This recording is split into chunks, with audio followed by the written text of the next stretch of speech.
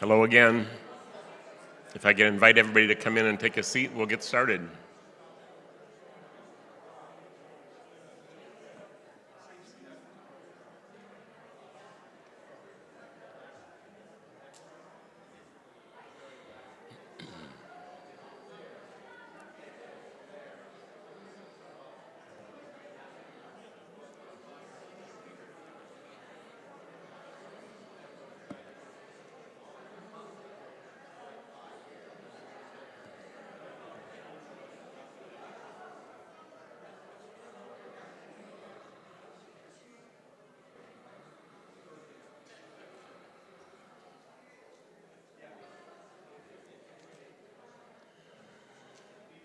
All right.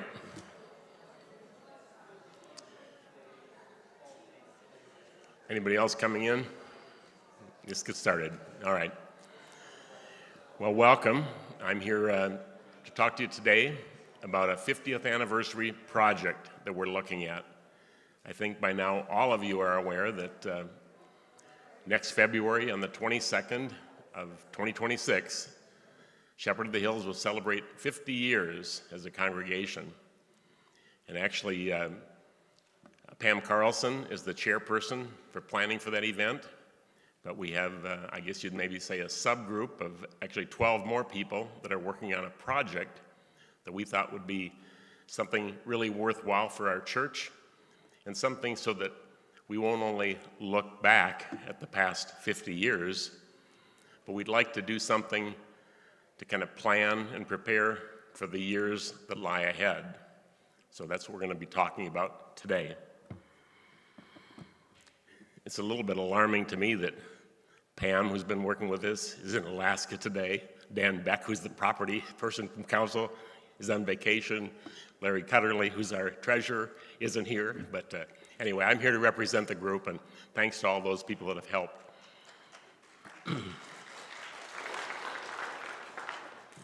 The goals of the project are really to try to beautify the front entrance to the church. And then secondly, I guess I would say, to create maybe a more usable space outdoor that we can enjoy, not only after services, but potentially for small worship services, or maybe even a wedding or a funeral or something like that. So those are the goals that we have in mind. And before I start, since some of the things we're going to be talking about at the beginning are taking away things we've enjoyed, I'd like to start by especially thanking John Bjornholt, who for many years has taken care of overseeding on the lawn and pruning of the trees and taking care of our landscape. So we've all been able to join that. So join me in thanking John.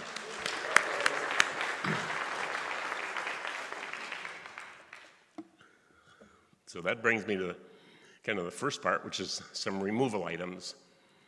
We're talking about taking out 2 trees that now are pretty prominent, but we want to do that because they're causing damage, upheaval to the pavers on the patio outside, and especially on the pavers as you go over toward the rose garden. They've also caused problems for us on the utility lines as well.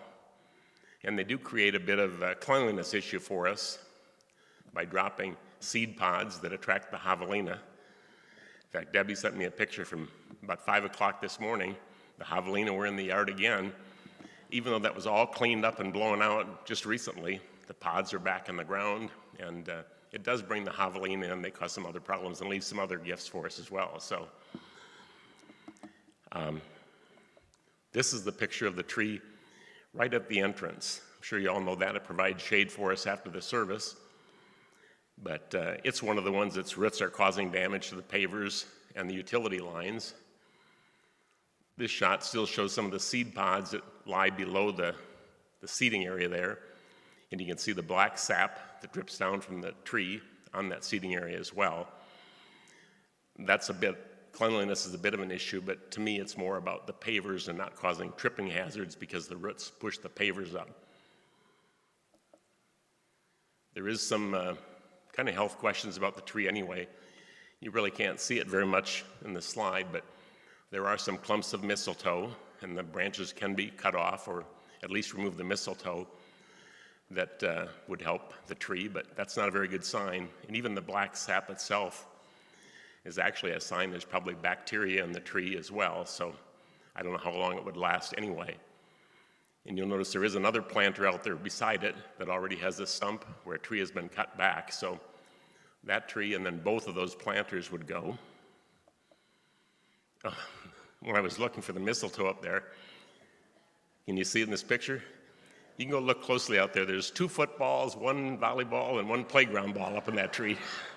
So it steals a few other things too. This is the second tree. This is the one near the arbor leading to the rose garden.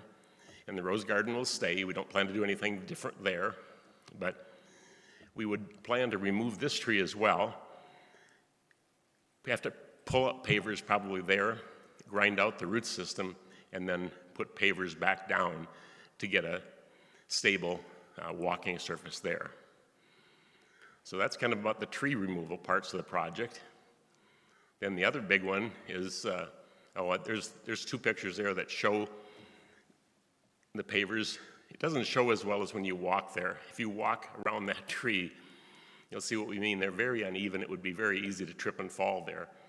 But both of those pictures try to depict part of that. Then the lawn. We've got about 6,500 square feet of sod out there. So we're looking at removing all of it. It's a big water user, about 27,000 gallons of water every month. And as you probably know, at least those of you who live right here in Rio Verde, maybe you've even seen just this past week, Fountain Hills is removing a lot of grass. They're currently working at Fountain Hills Boulevard and Shea, taking out a lot of the grass that's there, and they're replacing it with desert landscaping. And the state of Arizona is really encouraging, I won't say pushing, but encouraging people to take out lawns because it just uses too much water. In fact, we tried to apply through EPCOR because through EPCOR we could get a one-time credit to our water bill, we thought, of $3 per square foot. And so for those of you that are doing the math right now, I mean, that would have been almost $20,000 that we could have gotten, but when you go to the website, it says they're temporarily discontinuing applications. I think they had such a surge of people that were willing to remove grass, maybe especially the city, that they're all booked out, at least for now. There is another site that, excuse me, Dan Beck pointed out. That's, Friends of Verde River, where there's a possibility that we're looking at to see if we get some kind of a rebate from them if we remove the lawn. But I'd say both of those we can't count on. We do have sprinkler system leaks. That's not unusual, so that's a problem we have. And then, like John, who did so much, we have a lot of people over the years that have done a lot of lawn mowing. That task would be behind us, and it's nearing the time that we'd have to do the overseeding, which is another annual project that takes a lot of effort. So there would be some benefit in terms of the amount of work it takes to take care of the property if we did not have the lawn. The current lawn condition is shown there. It's clearly as bad as it's been. When Pastor said when he came, it was one of those times in the cooler weather after overseeding was absolutely green and beautiful. We all do like that, but it's very difficult to maintain. And like I said, it takes the overseeding every year and a lot of water, especially in overseeding, to take care of that. To give you an idea of what we have in mind where the lawn is today, this picture, it says prototype. This is the area right up by the Easter room. Let's see, right here. That's the Easter room over here. And that's the large wide stairs that lead into the fellowship hall. And that area has looked pretty bad. We use that, Arn, Hampel, and Dan and others try to do this as a bit of a prototype. But this is what it looked like during the construction as we tried to clear out that area. And I've got 2 pictures that show what it looks like today. And you can just stop out there and take a look at it. But that's kind of what we have in mind for the desert landscaping. Xeriscape, they call it. Plants that require no water. So we don't know exactly what percentage just yet, but I'll just say half desert landscaping. It won't be that much, but I think it's about 2,700 square feet is in our current plan, and about 3,800 would be artificial turf. But that prototype, there's one more picture here, that shows what the area looks like right now. So way better than it was. It does have some boulders there. It has a stone, a 1-inch granite that's called Yavapai coral that covers the surface, and plants that need no water after they get started. The second part of the lawn would be replaced with artificial turf. And I did mention in number 2 there that the company that would do the turf for us is Arizona Luxury Turf. That's who we've gotten the bid from that we would like to use. There's even a sample of the turf they would use. Some of you might have seen it when you came in, but on one of the benches outside, there's about a 1-foot square piece, a little bit bigger than that, of the turf that they would use. In between the desert landscaping and the turf, there would be a concrete curb. And we would plan to add color to it so it would fairly closely blend in with the Yavapai coral stone that would come up to it. To do the turf work, let's get some pictures to show you what they would do. First, all that sod removal. Just the sod removal and the weed treatment that would be done after the sod is out is like $6,000. After they go through that cutter right there, then they actually shovel all that material off, and we actually plan to use it in the landscape. We think we can use it to create contours and some rolling earth in the area where the desert landscape would be. And after they get the turf out of there, they do the weed treatment I mentioned. They fill it with, I think it was granite. It's a finely ground material anyway, and then that gets compacted. Then large rolls of turf are brought in, much like huge rolls of carpeting, really huge. Once it's down, trimming along all the edges. They actually nail down the edges. I didn't know that till he was here and described the process. Do hand trimming along the sidewalks and the curbs and so forth. And then even though there's holes through it to let water go through to get rid of rainwater, if we ever get any, they do bring in another material. That might be granite as well. Again, I apologize, I can't remember for sure. But they fill it with that to weight it down. And then they use that brush, you can see that rotary brush, to brush it and work it all down into the sod. Then the next piece we're looking at is a pergola. Actually a louvered roof pergola. And again, I'll refer to the outdoors out there when you walk out. There's 2 options that we have staked out, if you will. We just have these short blue and short orange flags shoved in where we could between the pavers to show the locations we're considering. But the pergola, the whole idea is to provide shade once the tree is gone.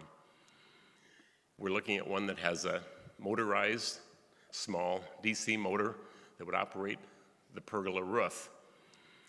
With a phone, you could open the louvers or close the louvers. So in the heat of the summer, when it's just too hot to be outside, it would be closed for full shade. If you want some ventilation and tip them away from the sun, you can leave it partially open. And if it would rain, you can close it up entirely to block the rain. It's even equipped with gutters that take the rain off of the louvers, directs it down the columns, down to the grade level. It's totally aluminum, a heavy wall aluminum, powder coated, not painted, guaranteed to last 15 years, but the company that we're working with, Desert Shade Industries, we've asked them if they would give us a quote for a longer period of time, but nevertheless, from my experience with powder coating, it would basically last forever. We wouldn't be painting it. We would just leave the original color there. I mentioned the motorized control. So you can close it for shade or open it for sunshine in the cold winter when you step out there with a cup of coffee. Sometimes it's nice to be in the sunshine. In that case, we would leave it open, so you have that option as well. I don't know how well that shows, but the 6 dark blocks kind of at the corners, up here, over here, there, and here. And then in the middle, 2 more. Those are the columns that would support it. It's completely open. I'll show you a picture in a moment, but just with the 6 columns, at the top, they run a 2x10 beam all the way around the proximity, on the outside, the perimeter, and then 2 across that center section. So this beam runs all the way around, and there's a double beam through the center. And all the other vertical lines you see there are louvers. The louvers are only about 9 inches wide, but they're 15 feet long, and they rotate on a shaft to open and close. You can see a little bit of white there. We're looking at adding some internal beams that would fall just below the louvers. They would be on the bottom 2 inches of the beam, so the louver could move, but they would support 2 ceiling fans. So if you do close it, or even with it open, you could have fans going to make it more comfortable there if there's no breeze. Go ahead.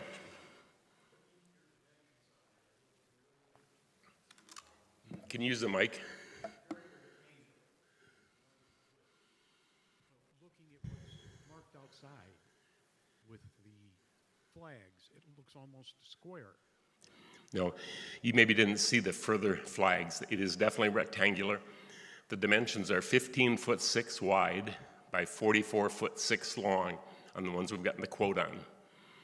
It's expensive. I'll touch on the cost a little bit, or overall cost later, but it's about $88,000 to purchase that with the down lights and the wiring for the fans and some other wiring we do ahead of time just in case we ever would want to add retractable screens. So there are options we're considering, but we will not include it in the base scope at this time. It's just too expensive, but it's rectangular. This photo might help you more than anything. It's one they did for another customer. The company that makes the pergola for Desert Shade Structures, who is bidding on our job, is Outdoor Elements. But you can see how it's completely open. Those beams at the top are as high as the eave out in front. So if you're here looking out, you'd have the same view. Granted, there would be those 3 posts, but it's basically wide open, so you can see through in any direction. This one shows a little bit better what the louvers would look like. They can be matched in color and matched that probably beige or brown is probably what we'll choose, but you can match so it's all the same, or you can use a lighter, maybe a tan or light beige color or something like that. I kind of like the 2-tone, but we haven't really decided on the colors yet. But anyway, there you can see the louvers. They go up to the middle beam and they rotate. Those are shown as partially open right there. The next piece is the patio. There I'll just say that we would like to, we'll have to remove the benches that are there. There's 4 benches, 3 of them corner benches, one's in a straight line, and 2 planters out there. They're kind of in the way of where the pergola would go, so they would all be removed, and that would mean some patching of the patio. And the project team would like to have a smoother walking surface. So our plan is to put smooth pavers, larger in size, nominally 16-inch square, 2-inch thick pavers. There's a sample of a paver out there that we kind of favor too. We haven't picked anything, of course, but there's a paver out there next to that green turf that you could take a look at. But the new pavers would come entirely under the pergola, the whole surface, as well as the area, well, as I look out toward the left, not over by the rose garden.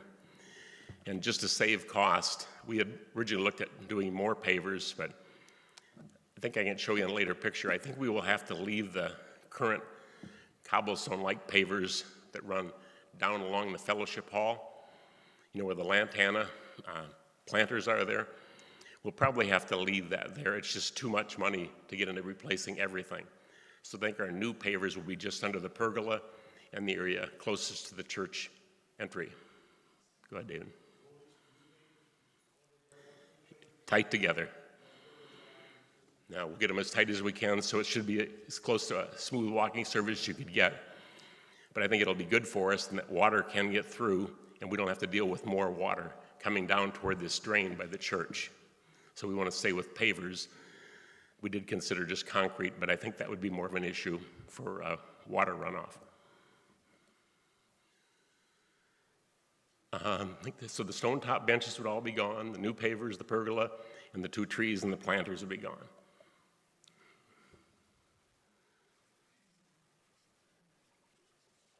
Our estimated cost is still $200,000 total.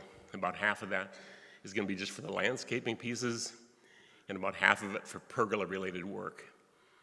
For the pergola, we have told them that we would like to put outlets right in the posts, so there was an adder for that. I mentioned preparing so we could put lights and fans there. There's an adder for that. So obviously we have electrical. I don't have an estimate yet for the electrical, but I think for the $100,000 we could do that pergola, and actually tree removal is in there, and I don't know, cover the cost. So about $200,000 total cost. Next Sunday, on the 24th, we plan to have a congregational meeting right here to give you all a chance to vote. And of course, today I'll answer questions when I get done to try to better understand what we've got. But it'll be just a simple yes, no vote. Do you want us to go ahead with this project as part of the 50th anniversary celebration or not? If it's approved, then immediately we would start a fundraising effort to try to raise funds for the project. The goal of $200,000, and like I said, we're trying to manage the cost. There are many things we would like to do that we just can't do because of the cost limitations. Any gifts that people would want to bring should be designated specifically for the 50th anniversary project. And although sometimes I lose faith in that bottom line there, we did have a goal of trying to have everything completed by February 22nd of next year. If we're going to do that, first of all, we'd have approval, and we would have to really move pretty quickly. There's a council meeting the day after the congregational meeting, so we could potentially even take some initial actions then to proceed with the project. I mentioned not included scope. Just examples on that pergola, since it is so wide open, when the sun sinks really low in the southwest, it would be nice, I guess, to have some screens. They have automatic retractable screens that can be run down. They gave us a specific price for it. We would probably only include the wiring that would be inside the beams so that that could be done someday in the future. We don't have the money to do that. We don't even have money for tables and chairs to go underneath it right now, nor are we that sure what we want to have there. So we're not including anything for tables and chairs. People have talked about other landscaping ideas out there. Some of the older plants, maybe removing, and maybe where the lantana is, something different there. Maybe a seating along that lower wall of that planter. And there is some sound capability out there, but we really haven't fully investigated, and we haven't included anything to provide sound for this new space. But the pergola itself, like I said, we hope we could use it for Bible studies, maybe even a worship service. It's a pretty good size that I think some of our events could be held right out there in good weather. This is a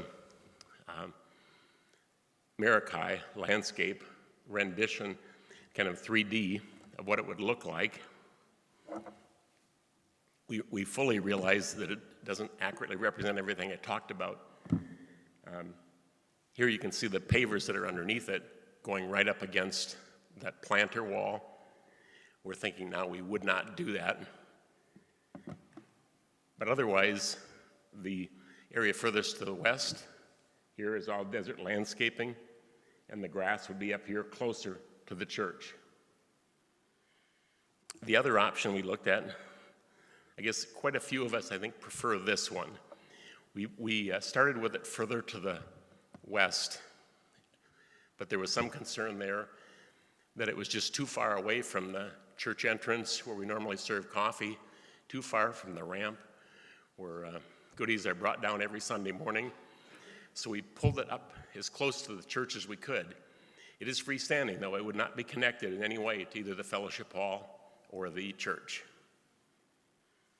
The second option, you can see it's turned 90 degrees now, kind of perpendicular to the fellowship hall, if you will. But the same desert landscaping, lawn. And here it shows a sidewalk. That would not be present in our current plans. We've got to update all these as we continue to go through options with the team and get input from the rest of the congregation. I think I also have a video that, Sonia, can you start that?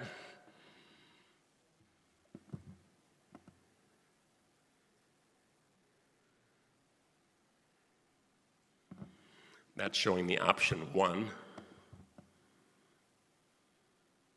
to give you a little better idea of what it would look like.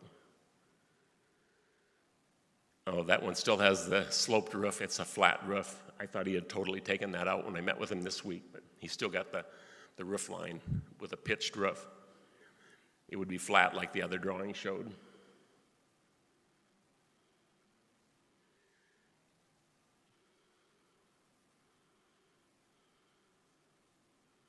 Like I said, the rose garden really doesn't get impacted at all. That was just his way of depicting that and to show the area where that tree will be taken out.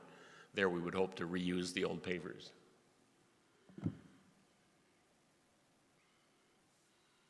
Sonia, do you have the other option? Maybe you could just show it, even though it's the other orientation. I think it has some features of the pergola showing the flat roof and so forth. Yeah, this one shows a flat roof, but it is turned the other direction.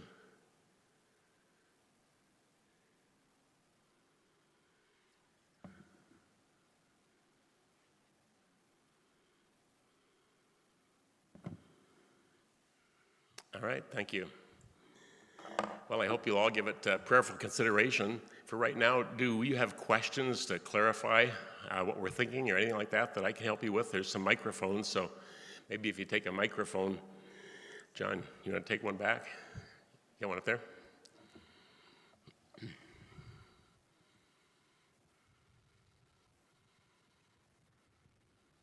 I'm Marlene Hinckley.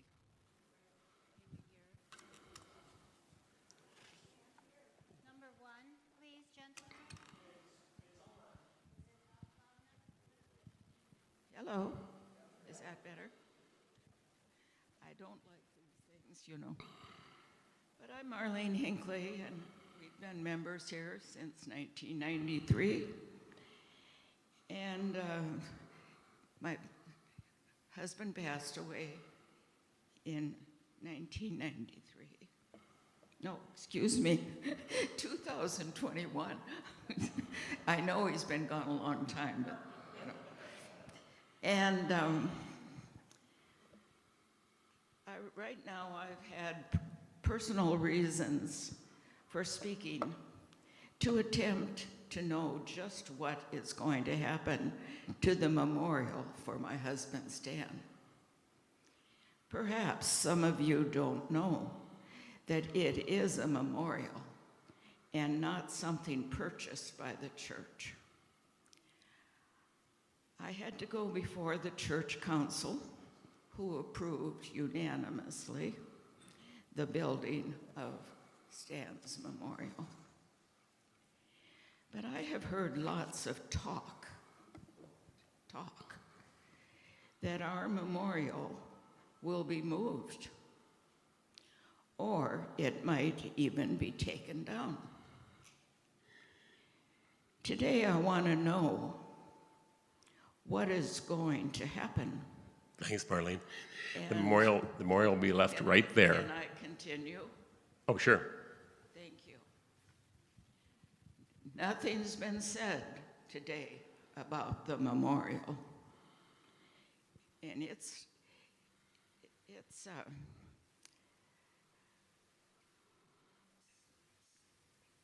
not junk. It's not. No, we want to keep it Well, there. why haven't you talked about it? Well, I can share, thanks Marlene. We do plan to leave it right where it is. We've even added some lighting there. When we originally had the pergola further west, there might have been some blockage, but now we've moved it all the way closer to the church. It'll be completely wide open and left in place, just like it is today. That was a problem when it was put in, where to put it, and it was decided to go as far west as we could. And we're moving the pergola as far east as we can so that it'll still be visible as you drive in, as you walk in the sidewalk, it'll be fully visible. And just like it is there. You know, we've put light on that too. I do. Thank you. Okay, I'm going to trust you. Thanks. It will be unobstructed. Hello, how you doing? Hey, Art. There was some discussion about adding stairs near the old sanctuary or removing the stairs that are there currently. Has there been any movement on that or discussion? That was a consideration to add another set of stairs. It's so remote now that I didn't even put it on the futures list. I think with the current location, we're going to be very close to where the stairs and the ramp go up. We don't plan to add those stairs that were a consideration by the team, and we don't plan to remove the wide stairs that are further down along that pathway. Thank you.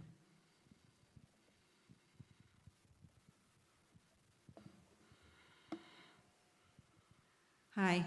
I like the idea of the turf grass. I'm not quite sure I'm thrilled about the pergola, and in particular, the location, the number one that you guys like, because I'm thinking from the road, when you kind of look at the church, I'm wondering if it just kind of would look like too cluttered. I like that the memorial can be seen. It will be. No, I mean, but the pergola from the street, I'm not quite sure how that, if it would just look cluttered. That's just my wonder. Well, we did, like I said, we did look at having it further west. I think it would look good architecturally, centered a little bit more on the fellowship hall, but not only for the memorial sculpture that's out there. An overwhelming number of people that looked at options said, no, keep it closer to the end of the ramp, because every Sunday morning, we always have time for coffee, and we're normally outdoors whenever we can be. So the idea of having it closer to the church was the prevailing push as we looked at different options. I was more thinking how it was turned the other way. You had shown a second way of turning it so that people could come right out of church and go into the pergola instead of having to go over. I don't know. If we needed a pergola, I would think that way would be best, just Okay. in my opinion. Appreciate your comments. Like I said, the option location hasn't been chosen, but thanks for your input. Hello? Yeah, hi. Thank you for everything the team did. I agree with the lady that just spoke that I think the pergola is a bit excessive, a bit visionary, ruining the area. Had you ever considered awnings that mount right to the side of the church overhang and extend out power-wise and then extend back in when they're not in use? Retractable awnings? Well, it's fairly low, but no, not really. We did talk about other things, like suspended shades and things like that. But some of the things like that, retractable, I guess it wouldn't be that problem. We want to have something that's available for both sunshine in the winter and shade in the summer. So that's why we're looking at the louvered pergola. Well, I would appreciate it if somebody would consider looking at those extended awnings that many people have in their homes. They extend out quite a ways, and they would provide the shade that you're looking for. And when they're not in use, they're not there, and there's nothing to object to in the way of visionary issues at all. And I don't know if it would be any cheaper or not, but the cost of this pergola is very excessive. As a member of this congregation, I don't think we should spend money we don't have. I think we should keep within a budget and not get too excessive there. And the other thing I would like to ask that you do is when you bring this project to vote to the congregation, split the project. Say, vote on doing the landscaping and artificial turf, yes or no. Vote on including the pergola, yes or no. So that the people that have no interest at all or do not like the pergola concept can still approve the landscaping part of it and the artificial turf part of it, rather than combining it as one complete package, all or none. I think we can do that. The extending of the other type awnings, I'm not sure, we'll look at it. I'm not sure there's enough out on the end of that eave to really support something like that. I think we'd need more of a vertical wall to be able to carry that load as it's moved out, but we'll look at it. Our neighbors have them on their houses, and Right. they extend out pretty far. I know, but there's support off a vertical wall. That's at the end of an eave. Okay. So, other questions? Dwayne, Darlene over here. My only question is the pergola. I think you said something about the retractable, They rotate, the louvers, yep. that you like them white. Well, I was just saying that there are color options. It could match the frame exactly and all be the brown or beige. Basically, you wouldn't see them unless you were underneath, but two-tone is an option. Okay, I just didn't want to splotch of white out there. You know, I don't think we'd ever go white, but it could be something that'd be lighter in color. A lighter color would help even when it's closed. The louvers are a two-wall construction, so just by design, that will help prevent heat from coming straight through as opposed to a flat roof. A lighter color might help a little bit more to do some reflecting of the heat of the sun as well. But we're not really thinking of white, and the color hasn't really been chosen yet anyway. Thank you. So, about the trees, is it both trees that are sick or just the one? Sorry, I didn't understand. Both trees would go out. Is that what you asked about? Yeah. No, are both trees sick? Was the question, were they thick? Sick. Oh, no, and that's not a primary thing anyway. When I was looking at the tree, though, I do think that that tree probably would need a professional arbor person to deal with it if we were going to leave it there. But, and it's not necessarily sick, but sometimes when you get that black sap, it is a sign of, what do they call it? Slime flux, I think is what they call it. It's a bacteria that gets into mesquite trees, and you get an odorous black sap when that happens. It doesn't kill the tree necessarily, it's just not healthy for it. It resists its ability to deal with the elements, with insects, and so forth. So mistletoe is kind of the same way. It wouldn't really kill the tree, but it weakens the tree and isn't a good thing to have for the long term.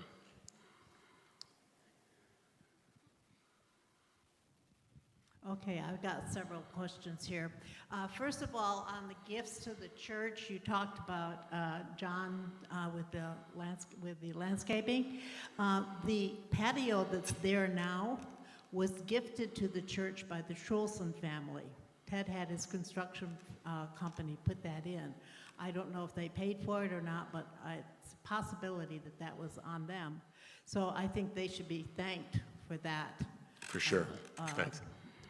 She's on the committee, on the 50th anniversary committee too, but not specifically on the project, but thanks. Okay, but just for personal reasons, they should be thanked. I have a question about the javelina and the artificial turf. Have other places had experience with artificial turf and frequent javelina visitors, and what has been the result? Because they tear up the grass. Are they going to tear up the turf too? I really can't answer it. We do have some neighbors that have some artificial turf, and they haven't had any problems, but I'll see if I can find anything. I'm not aware of any damage they would cause. I think they like edible things, like the seed pods. And I think it might be worth some research. And also the wear and tear from the school. They're out there playing football and all, and they do tear up the turf. And care and maintenance of that. Lots of times we've been in churches for years where we're gifted something, and then we, as a church, own the maintenance of it. So what is the expected maintenance long-term for this if the louvers don't work, as an example? Well, there is a warranty. The installer originally had a 2-year, but they would lengthen even the installation warranty. But they're fairly simple. They said they're strong enough they can walk on them when they're putting them in. Okay. So I think they would have a long life. I certainly think the structure would have a long life. It would never rust. It's aluminum, and with the powder coating, I think it would have a very long life. Okay. Another question. Have you gone to the town for permits? And what are they going to allow on this property? Because when this was built, we had very limited space we could use on the property for building, and I don't know what they view the pergola to be. It would be permitted. The company Desert Shade Structure that's bidding on the job included in that price the cost of engineered stamped drawings. They say it'll withstand winds up to 115 or 120 miles an hour. It'll have concrete footers, and they would handle the permitting for us with Fountain Hills in that bid. Okay, that's a challenge. Yes. What's the height of the structure? 10 feet to the top of the beam. And when the louvers would open, you might just see a little bit of the tip, but when they're closed, it would be 10 feet high, which kind of matches the eave as you step out of the church that we have now. Okay. And one last comment from me. As a member of the strategic planning team that spent a lot of time coming up with our mission and the values, if you want to see what we've worked on, if you go on the website homepage, at the bottom of the page, there's a link to leadership, and everything we've done for the last 3 years is pretty much summarized there. And the big thing of our mission is to know Christ and to make him known. And I got thinking about a small town and a newspaper article that comes out celebrating, the church is celebrating their 50th anniversary by doing landscaping and putting in a pergola on their property. I'd much rather see us get credit for having planted churches in Nicaragua, Philippines, Vietnam, would be much closer to our vision for our mission for our church. So that's just my 2 cents. I do agree. We do give generously to missions, as you know. Well, no. About 3.5 to 4 years worth of mission giving for this project. Right. That's a lot of money. Marlene?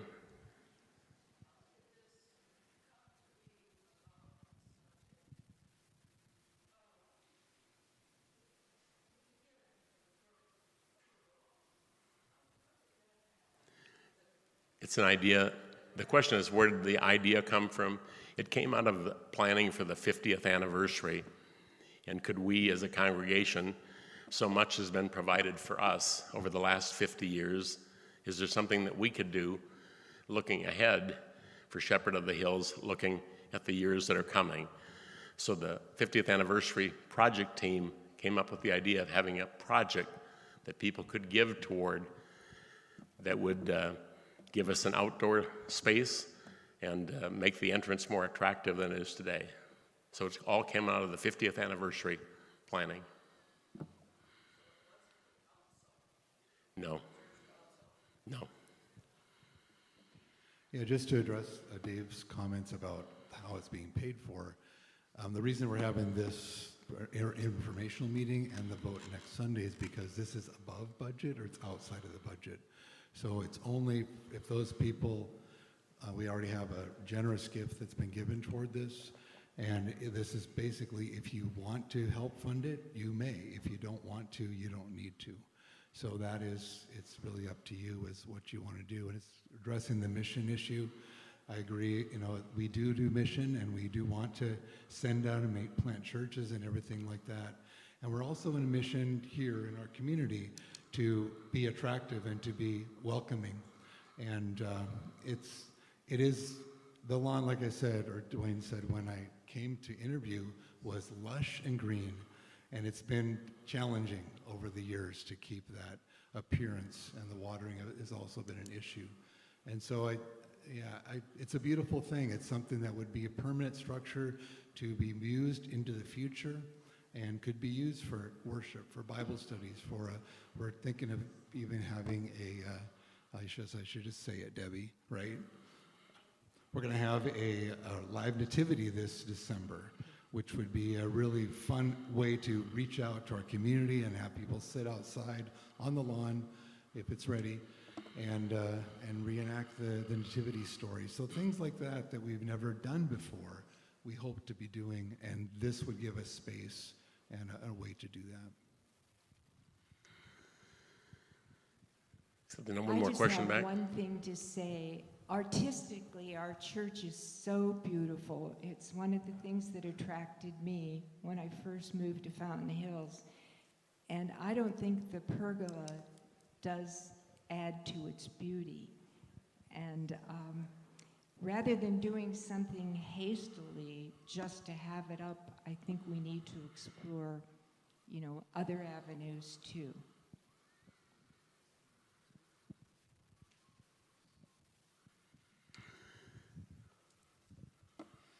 I happen to be a person that loves trees.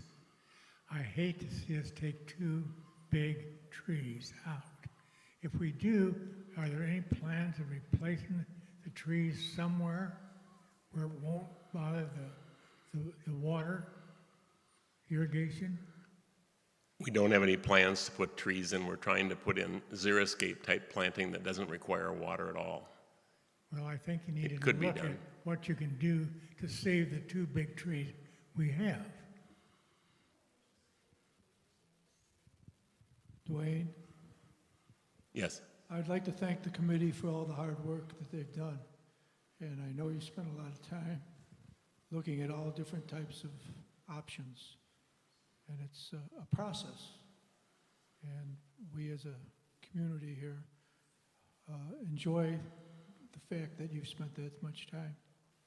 Thanks. And although there's a desire to try to move quickly and do it by the anniversary date, that wouldn't be critical. It'll be much more important to choose something in a location that we'd all like and support. So we'll keep that in mind as we go ahead. Just as a side question, what does 27,000 gallons of water cost us per month? Let's see. I don't have it on the top of my head, but it's not that big a thing. It's about 47% of our water bill. When we've had leaks, the church's water bill has gone up over $1,000. It's much lower now, but there's been a lot of effort to try to get rid of leaks. The water for the grass is about $1,100 a year, and plus that, though, there is the sewage charge we have based on how much water we use. So it's about $2,000 a year for the Thanks, grass. Lloyd.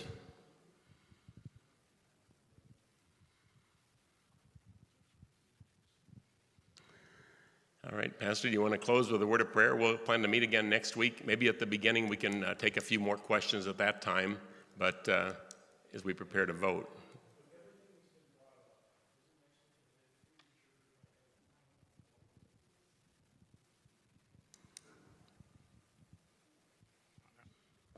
I think with everything that's been brought up and all the issues, next week may be a bit premature for a final vote. I think you should look at an extended awning off the edge. Then you wouldn't be affected, the trees and the landscapers that are there and everything. But, and again, I really want to see the project split, separating the pergola out from the landscaping portion of it, so that we can approve one and not the other, or approve both. But if you're going to jump into a final vote next week, I think we still have a lot of unanswered questions, and I think it's premature. Well, I'm sure there will be some. If we go ahead, the vote's there, so we could start planning in more detail and looking at options in more detail. But if we'd wait 2 weeks, or we'd wait 3 weeks, I don't know how much it would really help those that have questions. So I guess for now, we've given official notice of a congregational meeting, so go ahead, Debbie. I have a question. As our congregation ages, we have a lot more with handicap issues. Has that been considered in your plans, making more handicap accessible? In a couple of ways, I guess maybe not directly, but part of the concern that we're trying to address with landscaping is the unevenness of the existing pavers. They're kind of a trip hazard and difficult for people to move on. And the other way we've done it is the new pavers that would go under the pergola and the area closest to the building here. We're trying to find a paver that would be smooth, flat, larger surface, directly abutted, to reduce the possibility that someone with heels on or a cane or something would trip or fall. Okay? So next week, it's going to be a yes or a no answer. So you don't proceed if it's no? I mean, is there part of the landscaping that we have money for that can do part of the safety issues, or it's like a yes, no, we don't do anything? Well, there's nothing in the budget. That small area that we've addressed with the desert landscaping to show it could be done, that was paid for from the budget. We potentially could do tree removal, but no, we have nothing in the budget to do the work that we're talking about. So we would have to approve funding to be able to do any of the things that we're discussing today.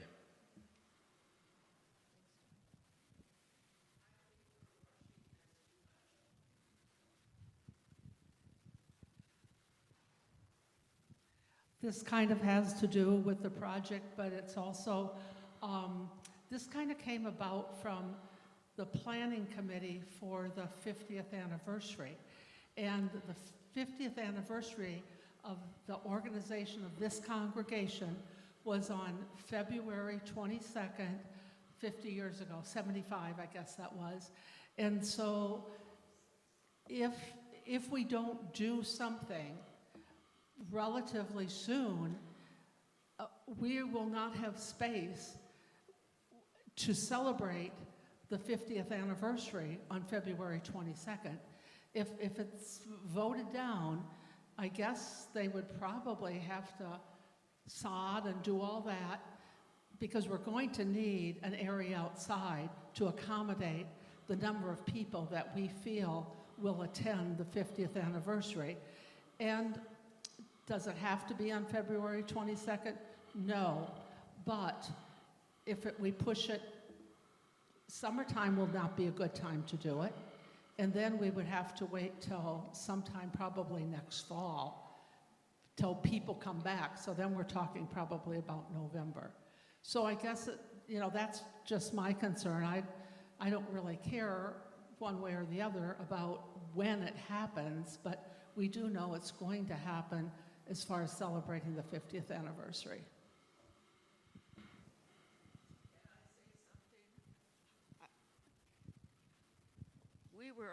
My husband and I were on the 40th anniversary. We did it in October, and we were working with 400 people in the congregation. It's now 200. It's down so far. And so we did it in October. It was done by Donna Hawkinson. She was in charge. And that's when we did it. Okay? There's still two of the canopies that were used for the 40th that are present that we've looked at that we could use again to get some outside space too.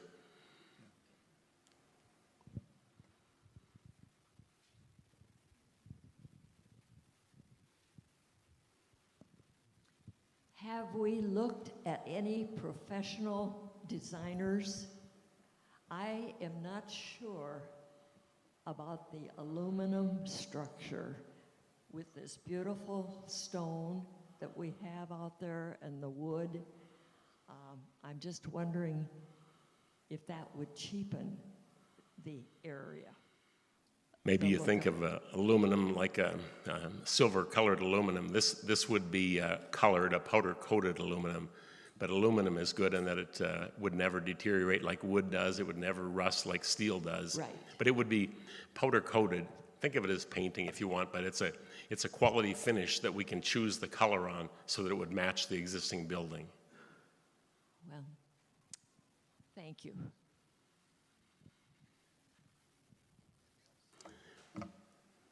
I think we can wrap up with that. Pastor, do you want to close with a word of prayer? I hope you'll all give it prayerful consideration.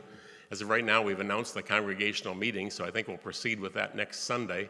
We will look at the option of splitting it into 2 different parts. I think that can be done. I'll do some look as quickly as I can on the possibility of some other type of a structure out there as well. All right? Thank you all. Let's pray. Before I pray, it's a beautiful thing that we're a church and that all of us have our ideas and opinions, and we want to value all of those because they matter. And so just know that. And I pray that we could come to a consensus, that it would be something that our spirits would say, yes, this is exactly what we would like to do to beautify our campus, to make our church more inviting and welcoming for others and for ourselves. And Lord, we just thank you that you are the Lord of the church. You own everything. You own the church. You own all of us. And Lord, we pray that if this project is to come to fruition, Lord, you would allow people to be generous in order to support it. And if not, Lord, then show us what else we should do. But we pray, Lord, for your hand to guide us forward, and your consensus and ability to listen and hear from one another and move together, that we pray that you would unite us through this project, not divide us. In Jesus' name, amen. Thank you all.